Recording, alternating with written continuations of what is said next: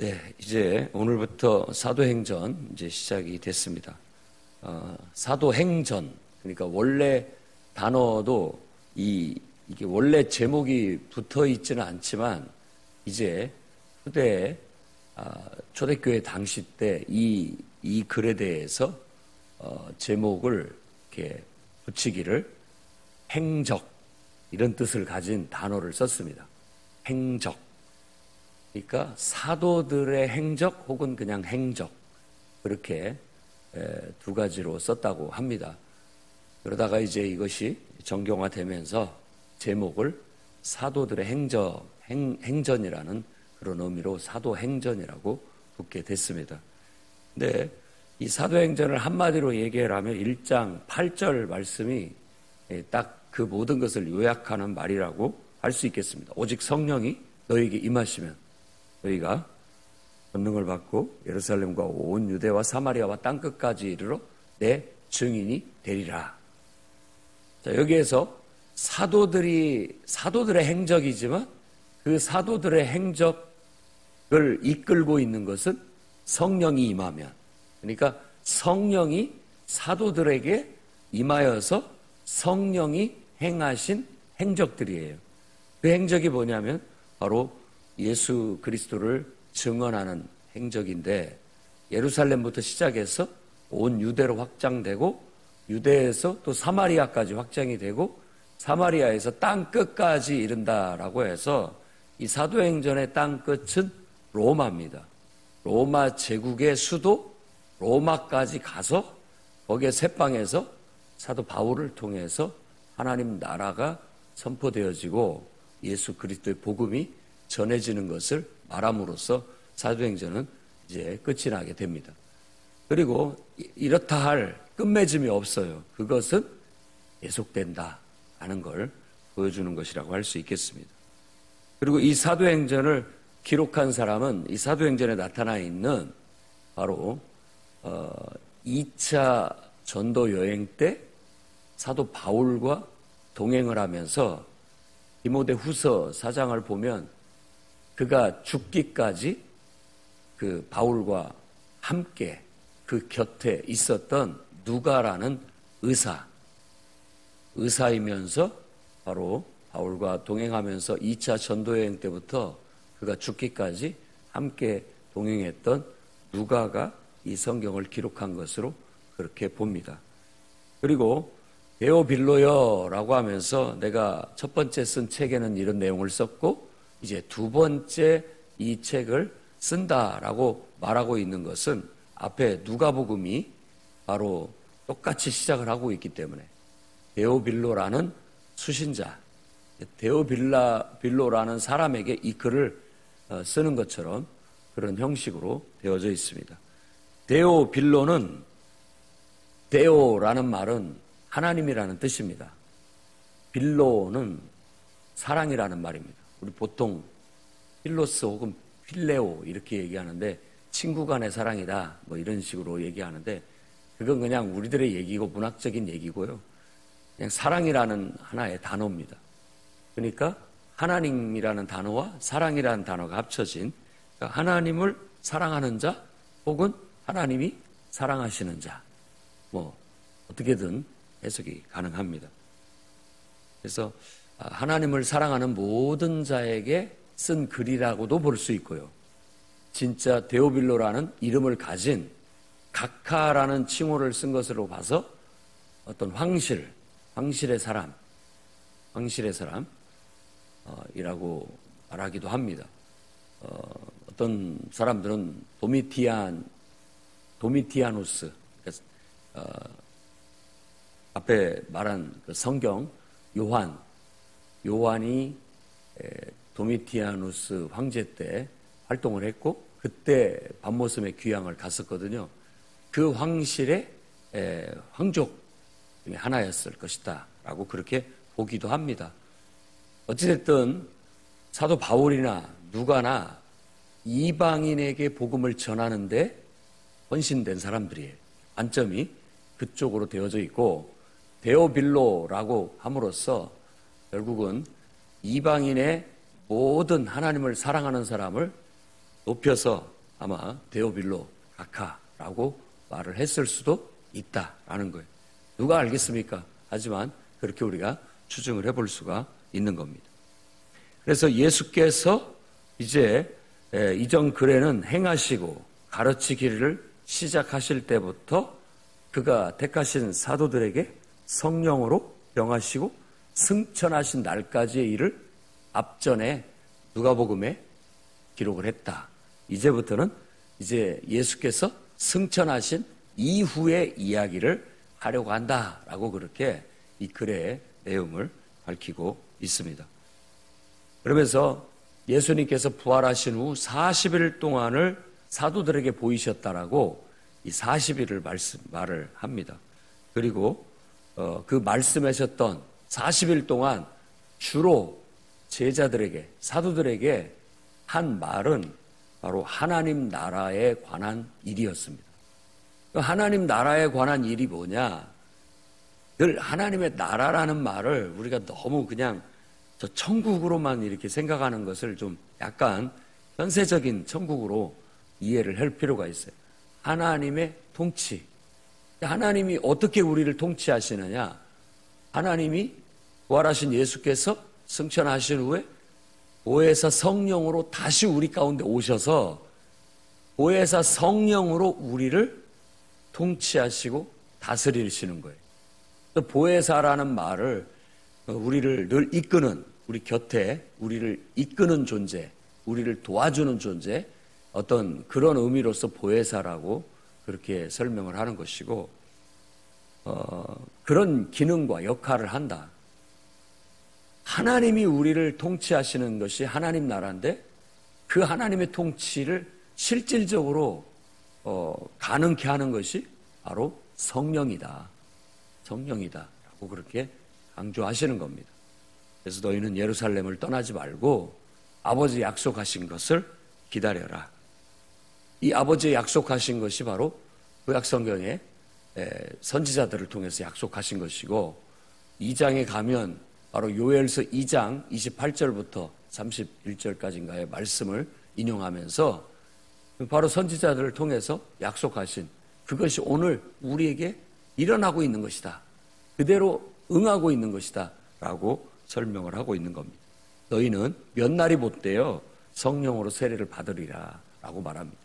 근데 성령이 오순절날 임했으니까 오순절날은 6월절 중에서도 절기 중에서도 3일째 되는 날이 초실절이라고 해서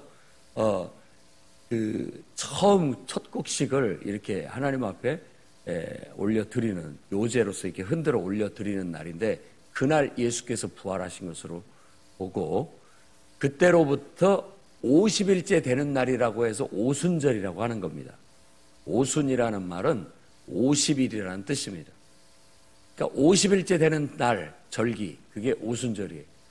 그걸 또 뭐 맥추절이라고도 하고 뭐 77절이라고도 하고 그렇죠. 왜냐하면 6월절 이후에 7주 후에 돌아온다고 해서 7주 후에 돌아온다고 해서 77절이라고 하는 것이고 그날 이제 우리는 보리 같은 거죠. 밀을 추수해서 떡덩이를 2덩이 만들어서 하나님 앞에 올려드린다라고 해서 그날을 맥추절이라고도 하는 겁니다. 그러니까 예수께서 부활하신 후에 40일을 있었다면 50일째 되는 날은 이제 10일 남은 거예요. 몇 날이 못 되어 성령으로 너희가 세례를 받을 것이다. 요한이 물로 세례를 준 것처럼 너희는 성령으로 세례를 받을 것이다. 앞전에 요한이 외쳤던 것처럼 나는 너희에게 물로 세례를 베풀지만 내 뒤에 오시는 이는 성령과 불로 너희에게 세례를 베풀 것이다 라고 약속한 것처럼 몇 날이 못돼서 성령으로 세례를 받을 것이다 라고 그렇게 약속을 주시고 승천을 하시게 되는 겁니다. 그러니까 우리가 진짜 신앙생활을 하려고 한다면 성령의 충만함이 없으면 불가능합니다. 성령의 인도하심이 없어도 그것도 안 됩니다. 그러니까 오늘날 우리가 예수를 믿고 정말 물과 성령으로 거듭난 사람이라면 당연히 우리가 예수를 주로 고백할 때 주의 성령이 우리 가운데 임하는 것이고, 그 성령이 임하지 않고는 우리가 예수님을 주라고 진정으로 경험할 수도 고백할 수도 없다라는 겁니다. 왜냐하면 성령이 임해서 우리를 통치하고 다스려야 그분의 주님 되심이, 그분이 내 인생의 주인이시고 내 왕이 되시다는 것을 실현할 수 있고 경험할 수 있기 때문에, 어떻게 우리가 하나님을 주님으로 섬기고 또 주님이 우리에게 말씀하시고 명령하시고 인도하시고 그런 일들이 일어날 수 있겠습니까? 바로 성령이에요. 근데 그 성령은 바로 이 땅에 인간으로 오셔서 인격으로 우리 가운데 다가오신 예수 그리스도 인격의 영으로 우리에게 다가오시는 겁니다. 그래서 성령의 충만함을 느낄 때 우리는 물론 어떤 하나님의 어떤 임재를 느끼지만 또 인격적으로 마치 부활하신 예수님과 대화하듯이 그분의 음성을 듣듯이 그것이 이루어지게 되는 것이죠. 그러니까 성경을 잘 읽고 묵상하고 성경에 오랫동안 노출되게 되면 자연스럽게 우리가 하나님과 대화가 가능해집니다. 그게 길러지는 거예요. 성경의 인물들이 하나님과 대화하듯이 성경 속에 있는 그 하나님이, 예수님이 말씀하시듯이 우리에게 말씀하시는 것을 우리가 영적으로 경험할 수 있게 되고 듣게 되고 아마 감동을 경험하게 되는 겁니다. 그래서 부활하신 예수의 영이 성령으로 우리 가운데 임재하셔서 우리를 사로잡고 우리의 주가 되시고 우리의 왕이 되시고 때로는 보혜사가 되셔서 우리에게 말씀을 주시고 제일 중요한 기능이 말씀을 주시는 거예요. 말씀을 생각나게 하는 거. 그래서 예수께서도 보혜사에 대해서 설명을 할 때 그 얘기를 강조한 거예요. 내가 한 모든 말들 성령이 다 생각나게 할 것이다. 그리고 그 말들을 깨닫게 해주실 것이다. 그러니까 성령의 감동이라고 하는 것은 어쩌면 우리 속에 하나님 말씀을 주시는 것, 생각나게 해주시고 떠오르게 해주시고 깨닫게 해주시는 그런 역사라고 볼 수 있고, 사도 바울이 고린도전서 12장에서 말하는 성령의 9가지의 나열된 은사 속에서 지식의 말씀, 지혜의 말씀, 말씀이 임하는 은사를 말하는 거예요. 성령이 역사하면 말씀이 임하는 거예요. 말씀이. 그리고 요엘서 2장 말씀을 가지고도 설명을 할 때 너희 아들과 딸들, 그러니까 자녀들은 예언할 것이요, 젊은이, 청년들은 환상을 보고 너희 늙은이는 꿈을 꾸리라 하는 것도 예언, 환상, 꿈, 그게 다 뭐냐면은 구약의 선지자들이 하나님의 말씀을 받는 그런 어떤 매개를 말하는 겁니다. 꿈을 통해서 하나님 말씀을 받고 환상을 통해서 하나님 말씀을 받고 하나님이 주신 말씀을 외치는 게 예언인 거예요. 외치는 거죠. 그러니까 다 이 성령이 임하게 되면, 성령이 우리를 감동하게 되고 충만해지게 되면 말씀이 임하게 되는 거예요. 말씀이. 그 말씀이 임하다 보니까 주로 나타나는 현상이 뭐냐면 방언을 말하고 예언을 하게 되는 거예요. 사도행전에 계속 이제 그 얘기가 나오게 될 거예요. 성령이 임하면 방언도 하고 예언도 하게 되더라. 이 방언이라는 것이 그냥 성령이 내 안에서 말씀하시는 것이, 그냥 말하는 것이 그냥 내 입으로 그냥 나오는 것이고, 또 예언이라는 것은 하나님께서 내게 주신 말씀을 내가 그대로 전달한다라는 그런 의미로서 예언입니다. 예언은 하나님이 미래 일이냐 아니냐가 중요한 게 아니고, 미래가 중요한 것이 아니고 하나님이 주신 말이냐 아니냐가 더 중요한 겁니다. 하나님이. 그러니까 방언도 하나님의 성령이 말하게 하심이어야 된다라는 겁니다. 성령이 내가 방언을 지어내서 하는 것이 아니라 내 안에 성령에 의해서 나오는 방언, 그리고 성령이 말하게 하는 방언, 그리고 예언도 하나님이 주신 말을 전달하는 것. 하나님이 주신 말을. 그러니까 우리가 그걸 어떻게 하나님의 말씀이라고 확신하느냐? 하나님께서 기도할 때, 그러니까 이게 상황이 중요한 거예요. 기도하고 하나님의 임재 속에서 하나님께로부터 하나님이 나에게 생각나게 해주시고 떠오르게 해주시고 깨닫게 해주셨다. 이것이 하나님이 내게 주신 것이라고 믿고 그 말을 하나님 말씀이라고, 내게 주신 말씀이라고 그렇게 말하게 되는 겁니다. 우리가 영적인 면에 있어서 이런 것들이 좀 더 구체화되고 더 많이 구체화되면서 경험하고 또 다듬어지고 경험하고 다듬어져 나가게 되면 더 영적인 사람이 되고, 우리도 사도행전에 나올 법한 그런 행적을 행할 수 있고 가질 수 있다라는 겁니다. 우리 풍요로운교회 모든 성도들도 정말 사도행전과 같은 그런 행적들이 계속 나타나고, 사도행전인 아까도 말한 것처럼 끝마무리가 안 된 것처럼 되어져 있는데 바로 여러분들의 행적이 계속 이어지기 때문에, 사도들의 행적과 같이 성령의 충만함을 받고 성령의 인도하심을 받는 사람들의 행적은 그들로 끝나는 것이 아니라 계속되고 있다라는 것을 말해주고자 하는 것이라고도 볼 수 있겠습니다. 이게 성령에 대한 강조, 하나님 나라 일을 말씀하시고 예수님께서 이제 승천하시려고 하는데, 제자들은 아직까지도 이해를 못해요. 아마 성령을 충만하게 받고 그때부터 깨달아진 것 같아요. 그러니까 우리가 제자 훈련을 하고 사역 훈련을 하고 성경 공부를 하고 이것도 좋지만 충분한 기도가 필요합니다. 기도를 통해서 하나님의 임재를 경험하고 영적으로 우리가 더 충만해져야 보이는 게 있다고요. 깨달아지는 게 있고, 그 전에는 배웠어도 머릿속에는 들어있지만 이론적으로는 알고 있지만 진짜를 몰라요. 진짜를. 근데 이 사도행전을 보면 그들이 성령의 충만함을 받고 확실히 달라져요. 확실히 달라집니다. 그것을 달라지기 위해서 그들은 다 같이 한 곳에 모였습니다. 예루살렘의 다락방에 모였는데 13절에 보면 그들이 유하는 다락방이라고 그렇게 나옵니다. 이 다락방을 마가 요한, 그러니까 마가복음을 쓴 그 마가의 집이었다고 그렇게 보통 봅니다. 다락방 하면은 우리도 이제 우리말로 그냥 다락방이라고 하는데, 이제 그 원어에서의 이야기는 이렇게 집이 있으면 1층에서 계단으로 올라가면 그 위에 옥상 같은 그런 곳을 다락방이라고 그렇게 얘기합니다. 물론 지붕이 있을 수도 있고 없을 수도 있고 반절만 있을 수도 있고 그런 넓은 공간을 다락방이라고 그렇게 얘기합니다.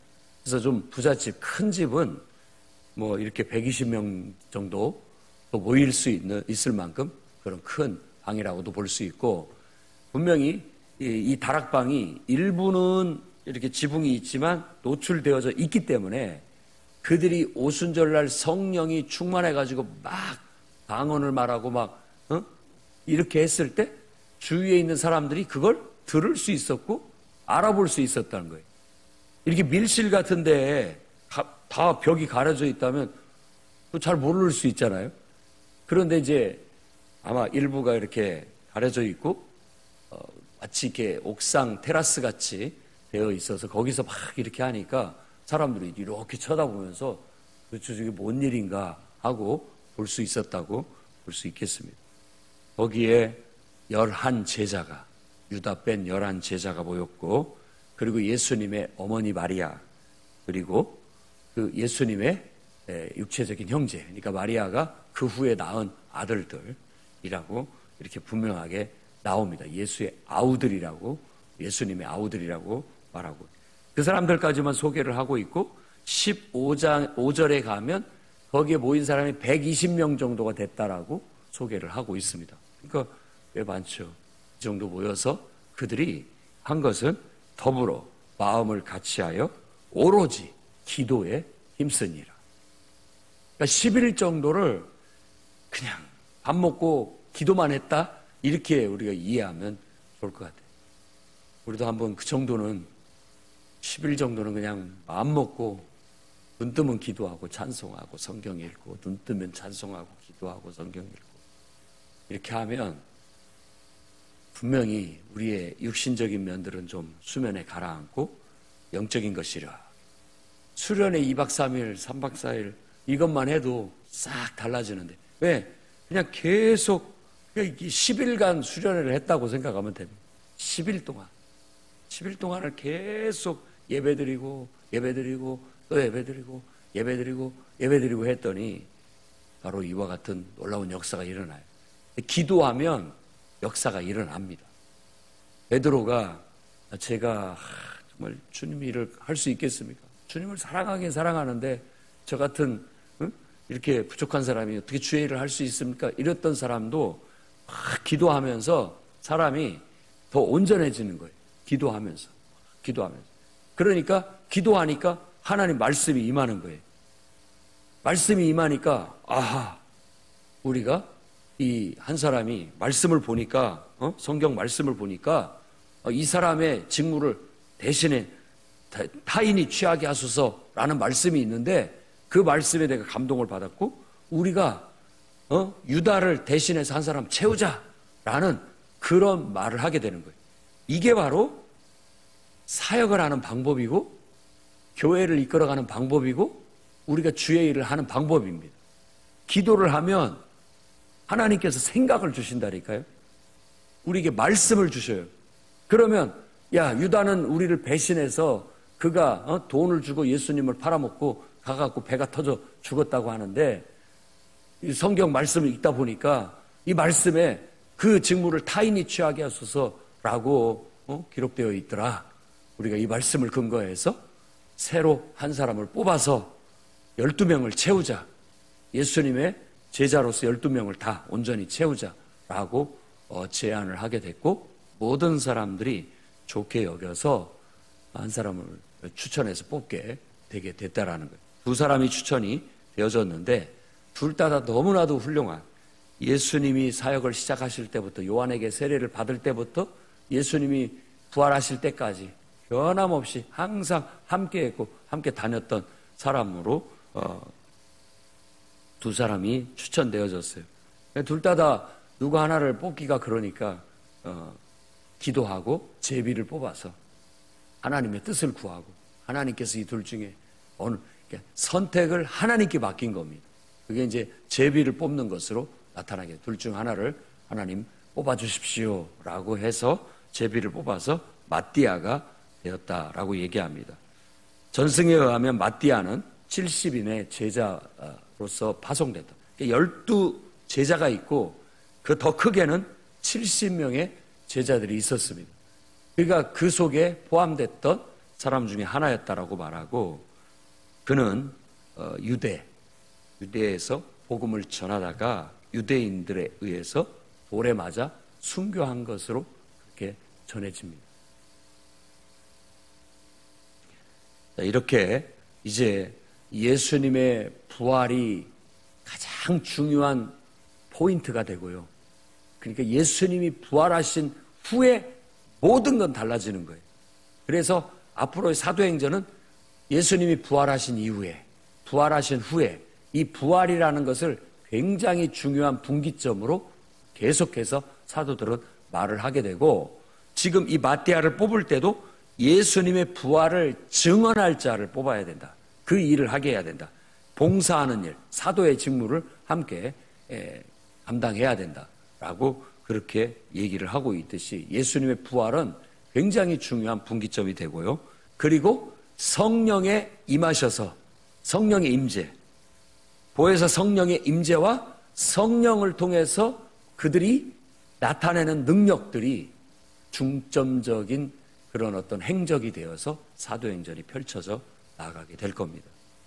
우리가 이걸 읽으면서 우리도 동일시 돼서 완전히 성경에 우리도 푹 빠져서 우리도 똑같이 성령의 충만함이 있고 성령이 임하셔서 성령의 임재 속에서 성령의 인도함을 받고 성령의 능력이 나타나고 성령의 말씀을 받아서 이와 같은 행적들이 우리 이 풍요로운 교회 가운데도 여러분들 가운데도 나타날 수 있기를 주의 이름으로 축원합니다. 기도하겠습니다. 거룩하신 주님, 예수께서 죽은 자 가운데서 부활하시고 영광 가운데 승천하시고 이제 보혜사 성령으로 우리 가운데 다시 오셔서 우리 안에 말씀을 두시고 행하시며 우리 안에 하나님의 능력을 나타내게 역사하시며 일하시는 주님을 찬송합니다. 우리를 통해 하나님 나라가 이 땅에서 이루어지게 하시고 하나님 나라가 이 땅에서 펼쳐지고 확장되어져 나갈 수 있도록 역사하여 주옵소서. 사도행전의 역사가 오늘 우리 교회의 역사가 되어져 계속 이어져 나아갈 수 있도록 축복하여 주옵소서. 예수님의 이름으로 기도드립니다. 아멘.